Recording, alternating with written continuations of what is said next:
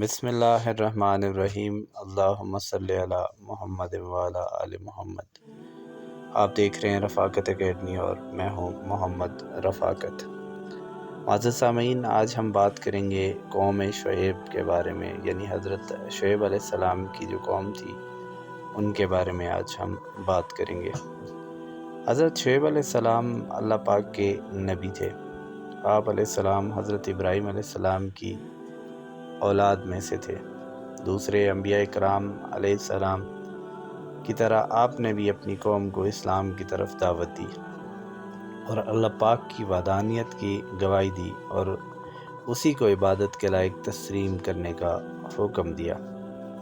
آپ کے قبیلے کا نام مدین تھا، ان کی بستی کا نام بھی مدین تھا۔ مدین ان کی بستی کا نام اس لیے تھا کہ یہ لوگ حضرت ابراہیم علیہ السلام کی اولاد میں سے ایک بیٹے کی اولاد میں سے تھے۔ حضرت شعیب علیہ السلام ان کی قوم میں سے تھے۔ حضرت شعیب علیہ السلام کو بھی باکمال معجزات سے اللہ تعالیٰ نے نوازا تھا۔ آپ کا ایک معجزہ یہ تھا کہ آپ نے حضرت موسیٰ علیہ السلام کو بکریاں تحفے میں دی اور فرمایا کہ یہ بکریاں سفید اور سیاہ بچے جنیں گی۔ چنانچہ جیسے آپ علیہ السلام نے فرمایا ویسے ہی ہوا۔ جیسے دیگر انبیاء کرام علیہ السلام کی قوموں نے سرکشی کی اور عذاب الہی کے حقدار بنے، ایسے ہی یہ قوم بھی اللہ کے نبی کی نافرمانی سے اللہ پاک کے عذاب میں مبتلا ہوئی۔ یہ قوم ناپ تول میں کمی کیا کرتی تھی اور لوگوں میں اشیاء کو کم کر کے فروخت کرتی، جس پر حضرت شعیب علیہ السلام نے ان کو منع فرمایا اور اللہ پاک سے ڈرنے کا حکم دیا۔ جب انہوں نے حضرت شعیب علیہ السلام کے حکم کو جھٹلایا اور اللہ پاک کی وحدانیت سے انکار کرتے ہوئے جواب دیا، جس کا قرآن پاک میں ذکر ہے، یعنی کیا ہم نے ان خداؤں کی عبادت کرنا چھوڑ دی جن کی ہمارے ماں باپ عبادت کرتے رہیں، یعنی حضرت شعیب علیہ السلام کی قوم نے یہ بات کہی تھی۔ ان سے معلوم ہوا کہ انہوں نے یہ بت پرستی کو چھوڑنے کا انکار کیا اور حقیقی معبود کو جھٹلایا۔ دوسری بات ایسے کہی ہے، یعنی کیا ہم مال میں اپنی مرضی کے مطابق عمل نہ کریں۔ اس بات سے معلوم ہوا کہ وہ اپنے مال کو اپنی مرضی کے مطابق خرچ کرنا چاہتے تھے، اور چاہے وہ اس کو حلال طریقے سے خرچ کریں یا حرام سے، بھلے اس کو بڑھا کر اشیاء کو فروخت کریں۔ جب انہوں نے اللہ پاک کے حکم کو جھٹلایا تو اللہ پاک نے انہیں عذاب میں مبتلا کر دیا، جس کا ذکر قرآن پاک میں بھی ہے، اور انہیں شدید زلزلے نے اپنی گرفت میں لے لیا تو صبح کے وقت وہ اپنے گھروں میں اوندے پڑے رہ گئے۔